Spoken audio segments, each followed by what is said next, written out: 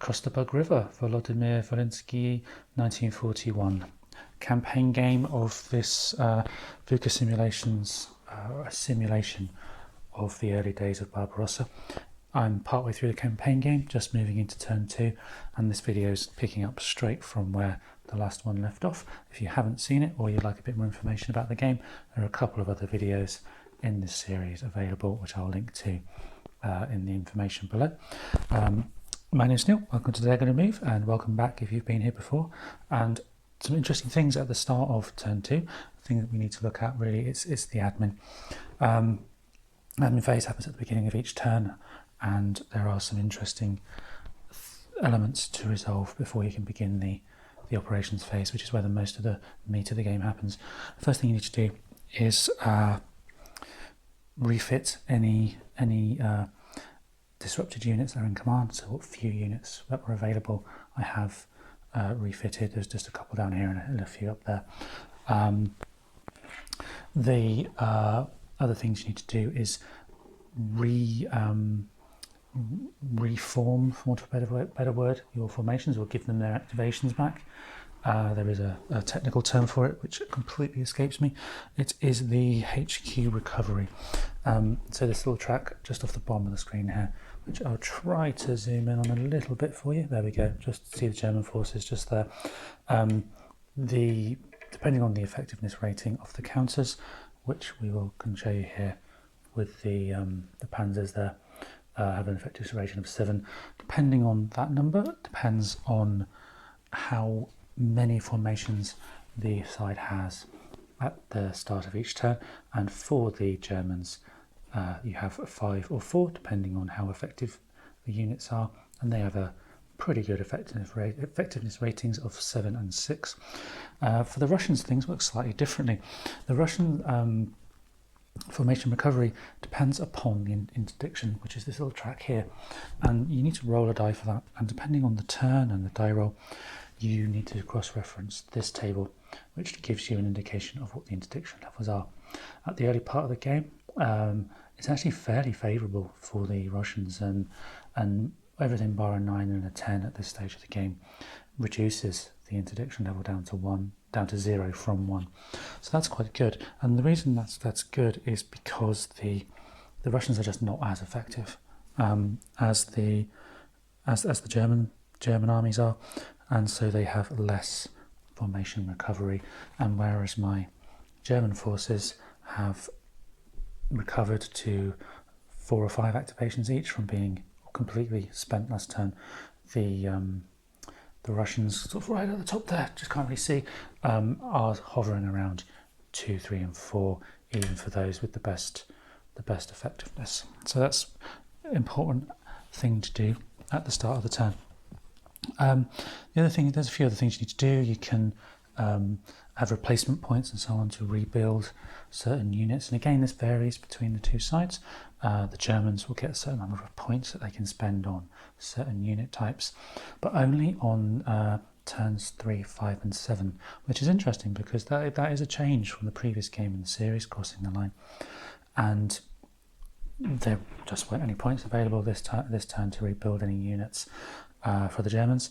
For the Russians, you can cannibalize units into other units, and the best way to show you this is to bring back that board. I might as well left it on the screen, but the Russians can, or the Soviets can, cannibalize certain types of units to reinforce other types of units, which is a really interesting thing to do because you still need to be within command range and all that kind of thing, and so really you're taking reasonably effective strength points away from some units by removing them from the board and then reinforcing other units on the board. And I was quite tempted to do that with these border guards here because they're very weak. They only have like a 1 strength and no anti-tank or anything like that, and they really they do seem to be there to prop up other units, those particular counters. Other than that, the only other thing to mention is we did have some reinforcements, very few reinforcements, and they were all on the German side. was these three independent units here, which came on with the what are we here? The 111th. They belong to this division here. And they came on with those. You just attach one of these little markers to show that that independent unit is with that division, and the same sort of thing up the top here with the 298th and with the 14th Panzers as well. What you can do is you can assign a unit or two from one division to another. And in this case, I've assigned an infantry unit from the 298th just here to the 14th Panzers, which are the units with the black stripe on. There's a limited limit on how many times you can do that, but once you do it, they act completely as part of that unit until you reassign them, should you choose to next turn. The Russians can do that as well, but in this particular turn I haven't done it because I want to see how it plays out at the moment before we get reinforcements come in from the start of next turn. Now, the aims for this turn, really, for the two sides, same as last turn. The Germans need to push through the gap really as fast as possible in order to take Volodymyr Volynski there, get the conditional VPs, and also turn after next the VPs for being here. And the Russians really do need to try and stop them, fight a fighting withdrawal, and try to just limit the advances. Now, from a German perspective, this logjam here, this traffic area, is going to be a bit of a problem, because next turn, in turn 3, we get the 13th Panzers, which is a sizable division, and they come on just here. And motorised vehicles having challenges going off-road, shall we say, in terms of terrain modifiers and all the rest of it in terms of movement points. Really what they want to do is get up this road and this railway here straight to there, and then ideally carry on down there, really open up the main communication line towards the east. And they're not going to be able to do that if they're stuck behind all this traffic. So that's the issue there for the Germans. It was mentioned in the comments last time, why didn't I just attack up here? And the reason was I built my two pontoon bridges just here and just here, because the terrain is so bad up there. I just thought maybe it'd be helpful to get infantry units quickly over the river there. May have shot myself in the foot without doing that. Don't know. Wait and see. As I've said many times in the past, these videos are not a strategy guide, more of an overview of how not to play, perhaps.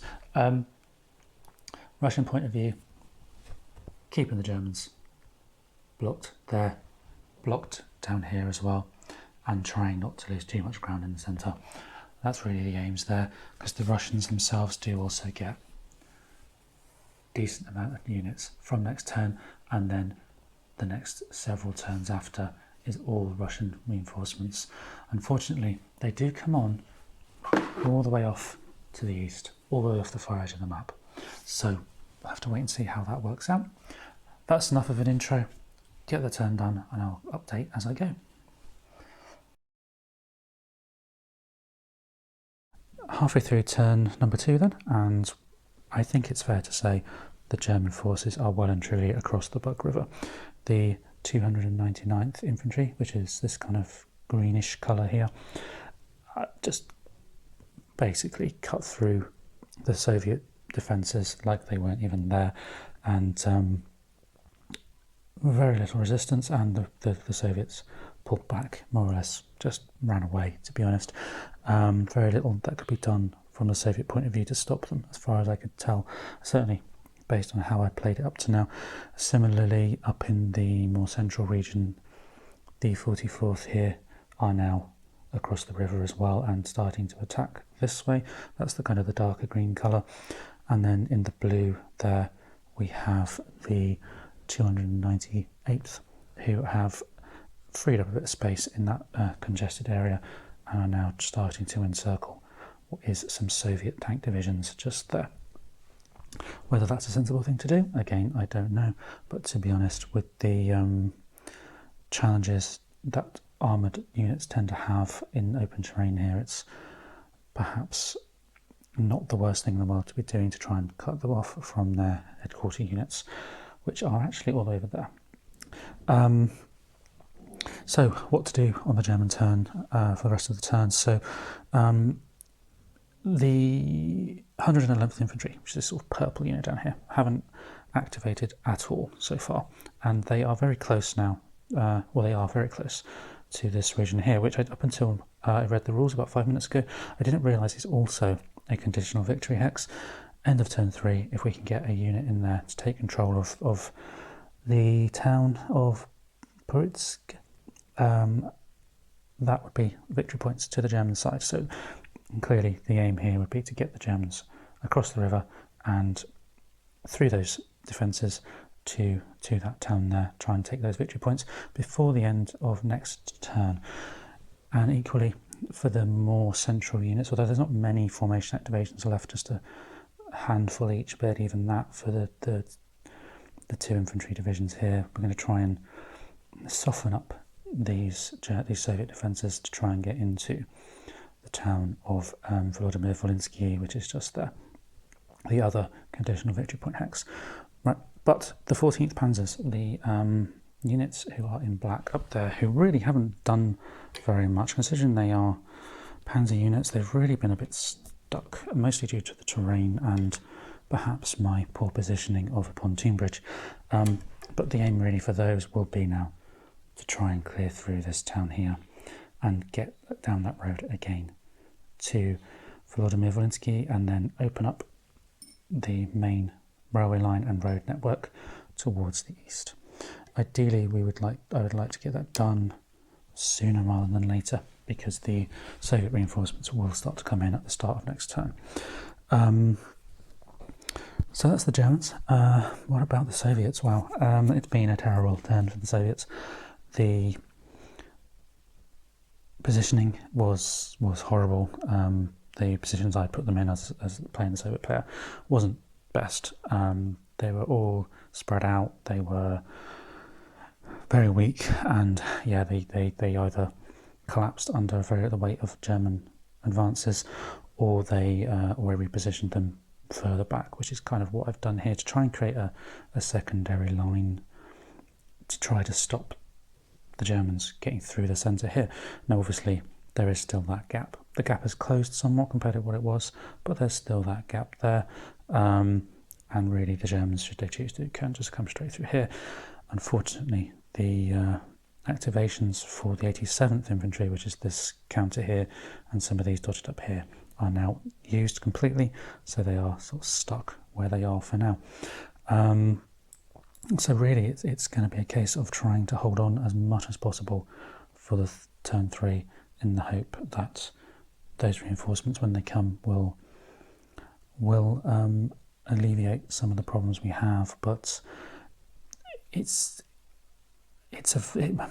the way I'm playing, but it seems to be a very hard challenge, a tall order for the Soviets to do much more than fight a steady withdrawal at this early part of the game, and I just wonder how much that will change once we do start getting some reinforcements in. I've got a real suspicion as we push across, as the Germans, these lines will become very spread out, I've got a feeling. So I'm just wondering how, from a Soviet point of view, that can be turned to the advantage towards the mid and then later portion of the game. Anyway, got about another 3 or 4 activations, maybe a bit more to go, probably a bit more. I'll be back once they're done. End of turn 2 then, and yeah, wow, been all Germany. It's been all Germany right away from the start of the turn, in fact probably even from the start of last turn, and that's quite telling in how far the infantry on the German side have got.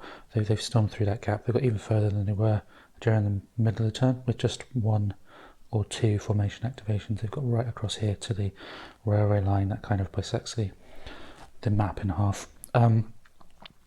The infantry towards the more central region here. I have also made good progress and have now made contact with the forces defending the outskirts of Volodymyr Volynski. Not so much luck down the bottom with the what division is that? Bear with me. With the 111th, the purple ones here had a string of truly awful formation activation rolls, and despite having 4 or 5 activations at the start of the turn, really didn't move far at all. Multiple activations with just 1 action point, basically moving 1 unit at a time, which is pretty awful for the German side, but a bit of sweet relief for the Soviets. Equally up in this more northern region up here, those 14th Panzers really aren't doing very much. They've managed to get some of their people across the river, but not through the bridge they were trying to take. They've gone across the railway bridge and the pontoon just here. So originally they spent a lot of time and effort trying to get across this bridge, but now they've gone across here and tried to come up. But they have found themselves slightly stuck and failed miserably to push back a group of disrupted and very badly damaged Soviet tanks just there. Really quite embarrassing result, that one. So Soviets, it's been very much, as I mentioned earlier, slowly withdraw, slowly try not to lose too many forces while retreating. Unfortunately, they have lost a fair few, mostly those weaker border guards, but a few better units in there as well have fallen. But yeah, not a lot. Well, I'd say not a great start. Not a lot to do except try and hold on for dear life and wait for the reinforcements. Really, these first couple of turns, I've tried to pull back and get like a defensive line, but that line fell over. So maybe it's a case of building. Maybe not sacrificing these divisions up the front here, but getting there's some wooded terrain and stuff this further off the edge of the map here, which maybe that's a place to have a second line. But we'll see. Yeah, difficult one to know what to do with the Soviets, but from the German point of view, it's pretty straightforward. What you have to do, get to the town, just there, get that town. Next turn, you get reinforcements coming on for the Germans as well to try and do that, with the aim in end of turn 4 to get here, take those conditional victory points as well. Yeah, not sure what to do about the Soviets. We shall see. Anyway, in the meantime, I'm going to set up turn 3, and we'll see you next time, I hope. Thank you for joining me. I've been Neil. This is Diagonal Move.